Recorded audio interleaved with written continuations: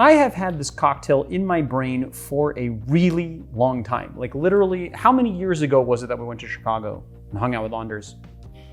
I don't know. 4 years ago? Yeah. Have I had this cocktail in my brain for 4 years and I have never made it on the channel? Yeah, I mean, it was 2021, I mean, yeah. Yeah. Wow. Whoa, almost 5 years ago. That's crazy. Well, it's like 4 and some change because we were there in November, so. Yeah. It was like early November 2021, right? Yeah, crazy. This is how long this has been in my brain for. Maybe I just got super lazy about developing it. There was a minute where I wasn't really like feeling inspired to develop new cocktails. This one was kind of a shoo-in though. It is a riff on a Suffering Bastard, which is kind of like a Moscow Mule riff from Trader Vic, I believe. It's meant as like a corpse reviver cocktail. Not the corpse reviver, but like a cocktail to revive the corpse after you're hungover. This is a hangover helper, hence the Suffering Bastard. So I'm calling this cocktail Big Divorced Dad Vibes. Today's Educated Barfly video is sponsored by The Educated Barfly. I don't know if you guys know this, some of you do, some of you don't, but we've got lots of really good products in our store and we are constantly adding to those products. One of our very new additions, freeze-dried garnishes. So whereas a dehydrated garnish gives you sort of like a more tea-like caramelized scent, the freeze-dried version of that is a little bit brighter, and then all the sugars when you freeze dry it come to the surface, and so you get a very bright, fresh orange flavor. These guys have been a real big hit since we put them in the store. We get lots of orders for them. We also have a little bit of glassware. We have our now kind of iconic Nick and Nora style glass that we did in a regular and honeycomb pattern. This is a 6-ounce glass, kind of Nick and Nora style. And we have a brand new, more coupe style glass. It's 7 ounces. We also have the honeycomb pattern in this as well. So if you're a fan of the channel and you want to help us out, this is a very good way to help the channel and then also get something out of it. A lot of this is the glassware that you see in our videos, and so you'll be able to recreate the same cocktails that we make in the studio at home with the best possible recipes, the best possible instructions, and now the best possible glassware and garnishes. Let's get into it, all right? I didn't prep anything, but you know, that's fine. So I got our ginger syrup here. I'm gonna just put my phone aside so it doesn't vibrate in my pocket and distract me, okay? Ready? All right, first things first, I didn't bring this out, but we're gonna need some mint leaves. 8 to 10, I counted them out. I know how many that is. Is it 8 or is it 10? If you count them out. It's 8. Okay, so. But 8 to 10, depending on how minty you want it. We're gonna do 3/4 of an ounce of ginger syrup, followed by, I don't know why I'm doing that, just put that right there. Followed by, let's see if I can get a 1/2 ounce of lime. Very close, but not quite. These limes are really disappointing today. 1/2 ounce of lime juice. I did not set up for the cocktail because I'm just going fast. That was for another cocktail. I'm gonna do 2 ounces of gin. You use some Fords a lot lately. Huh? I'm using a lot of Fords lately. Yeah, I like Fords. Fords is good, and I feel like we have kind of ignored it on the channel for a while. And you know, we've used a lot of Beefeater, and we used Beefeater as like, you know, I mean, that's kind of like the workhorse. Ford's a little more expensive, but not much more, and it's really good workhorse bottle, so why not use it? Give it a little muddle, just give that mint a little press. Yeah, you know what's nice about having pebble ice on the set? It's ready on demand. We're just gonna do a little bit of pebble right here like this, like so, just a little bit. We're gonna, I guess, put this back in the machine till we need it. Give this a little whip shake.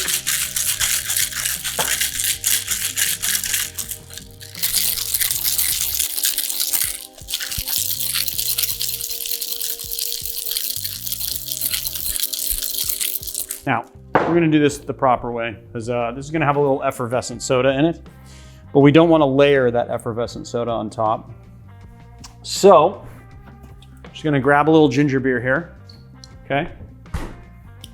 Just putting ginger on ginger. You could do club soda too if you don't want it to be super gingery. You're just gonna drop in about 1.5 ounces into the glass like so. And then actually, this is a shake and dump cocktail, so we're just gonna dump the contents in like that. We're gonna offset with pebble. And you really wanna press that pebble in like so. Then, I don't know. It's kind of like a Moscow Mule mixed with a Queen's Park Swizzle. We're gonna add in some Angostura Bitters.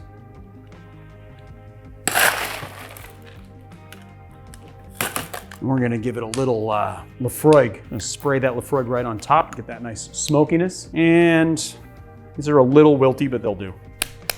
I was like, should I revitalize it? But they'll do. Give it a little slappy poo. Gonna need a straw to give it a sipple. Give it a sippy. What's nice is you get the Scotch smoke right on the nose. You get that mint, and then it's nice and ginger forward. Basically a gin buck mixed with a Queen's Park Swizzle with a little Scotch on top. I mean, a Suffering Bastard's definitely got Scotch, but then also like what says big divorced dad vibes more than gin and Scotch? There it is, the big divorced dad vibes.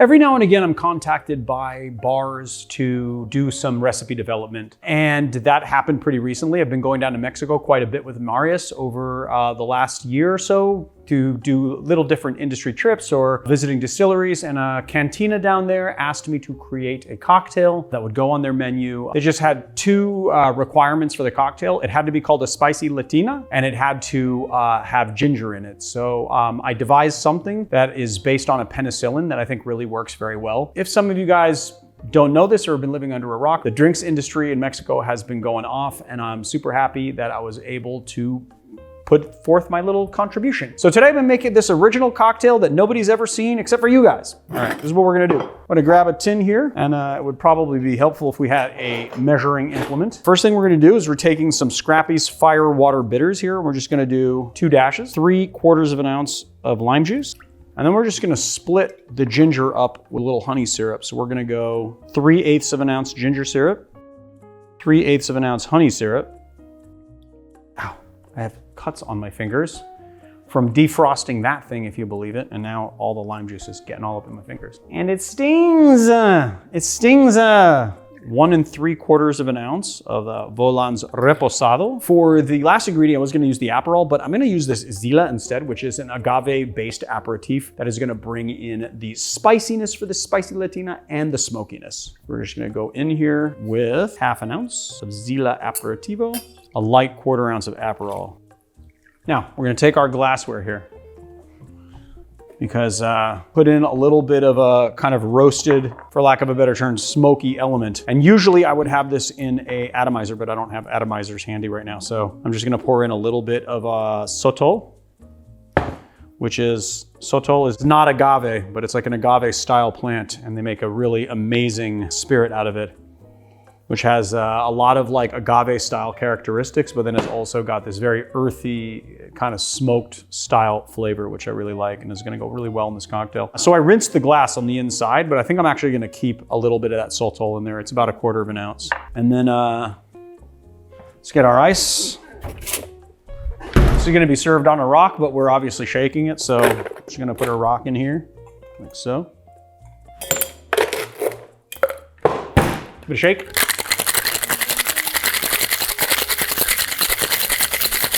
And then we're just gonna strain it. We're just gonna garnish with a freeze-dried lime. What's really nice is you get the complexity of the tequila. You get a little bit of those barrel notes. You get a nice spicy ginger that's helped by the Firewater bitters. So it's not super spicy like at the front of your palate, but as it goes down, you get this nice spice right in the back of your throat. It's very gingery. It's really helped by the savory elements of the honey. And the Aperol brings in just a little bit of bitterness to temper some of that sweetness, and you have a really nicely balanced cocktail, just spicy enough. And, you know, of course, you got the lime juice bringing in that nice sharp citrus that we like from lime. So there it is, spicy Latina.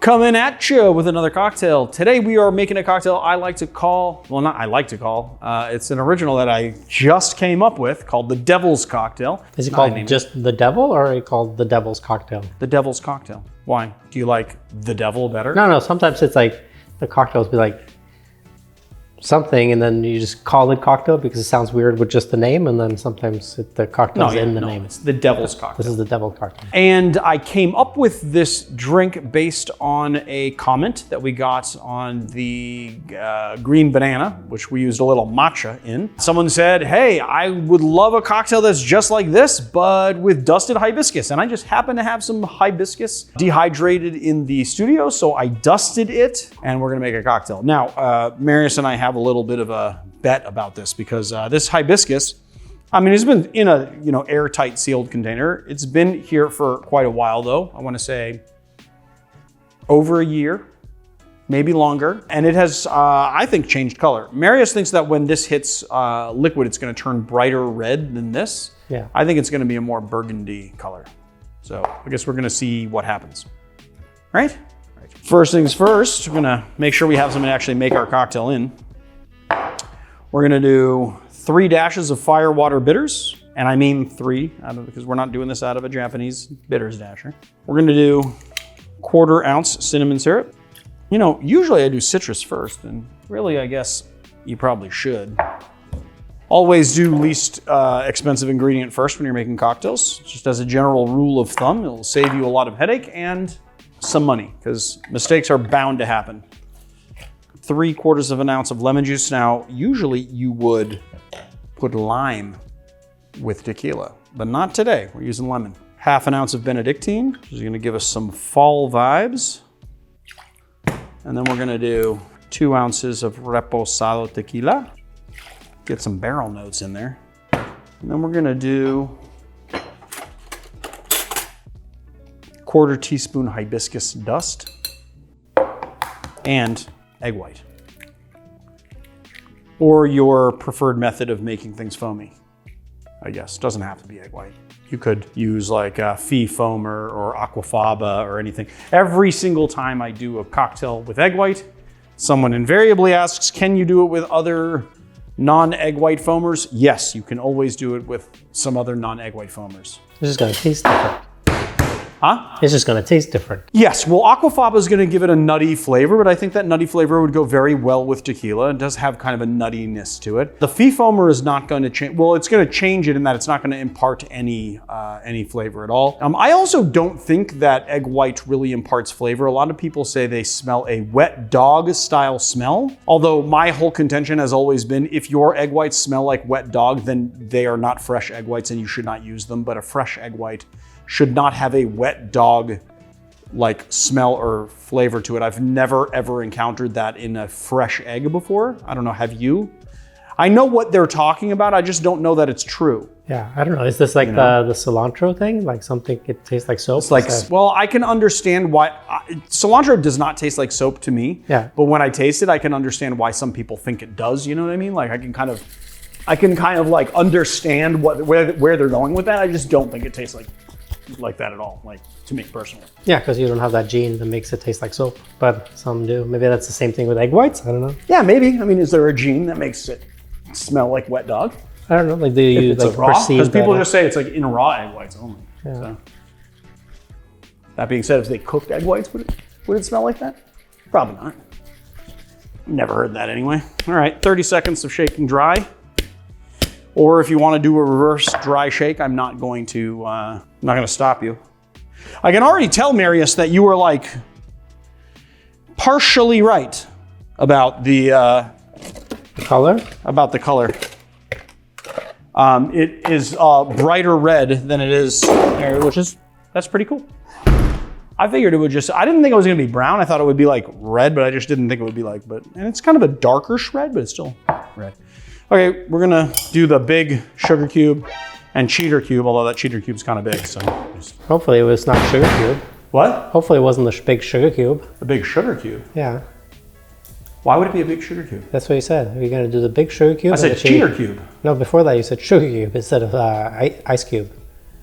Did I say what? We're gonna do a big sugar cube? Is that what I said? Really? Weird. Hopefully it's not. It's not a sugar cube. No, it's an ice cube. It's a big ice cube because we need to get that really, really fantastic foam going with a little bit of dilution. Then we put the cheater cube in there to give it the dilution that it needs. I'm just waiting right now because it was right out of the freezer. Right out of the freezer, ice is very brittle.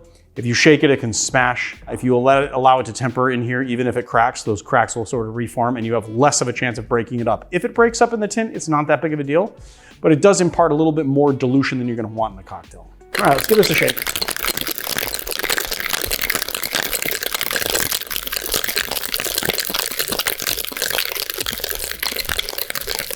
We got a double strain because we put powder in here. You don't want to get too much of the powder in there if you can help it. Trap the larger pieces anyway. And then we're just gonna garnish with a little flowers on the foam. The devil's cocktail. Let's give it a taste. Oh yeah. Woo! Oh man. I gotta say. You have to wipe the cocktail too.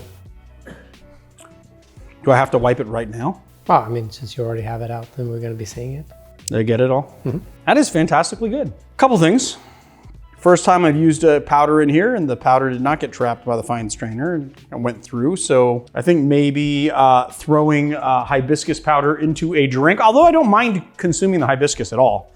It gives it a really nice, pleasant kind of vibe. But I wonder if you can take the powdered hibiscus and you can like either grind it into a finer powder to make it, because I was really trying to incorporate it. Apparently I didn't put it in the spice grinder long enough and I should have made it like a really nice powder. So I would say powderize this a little bit more than what I did, but flavor-wise, it's incredibly good. The hibiscus goes really well with the Benedictine. The Benedictine also brings out, well, no, other reverse. The Firewater bitters brings out flavors in the Benedictine, which is like plays up this vanilla flavor, which is kind of incredible. The hibiscus actually adds to a little bit of the tartness of the lemon, and you get this really nice deep flavor, and then you get some of those like roasted agave notes and some of those barrel notes from the Reposado tequila. It is a very nice drink. I like it a lot. I knew it was gonna work because I used that spec that everyone uses that I keep on harping on lately, which is that like 2 ounces spirit, 3/4 an ounce of lemon, and then you split your sugars, either half an ounce and half an ounce or half an ounce of liqueur and 1/4 ounce of sugar, or you can do half, and then you have a balanced cocktail. You got liqueurs bringing in more flavors.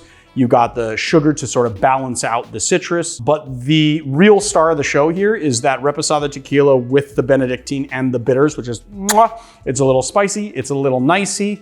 There it is, the devil's cocktail.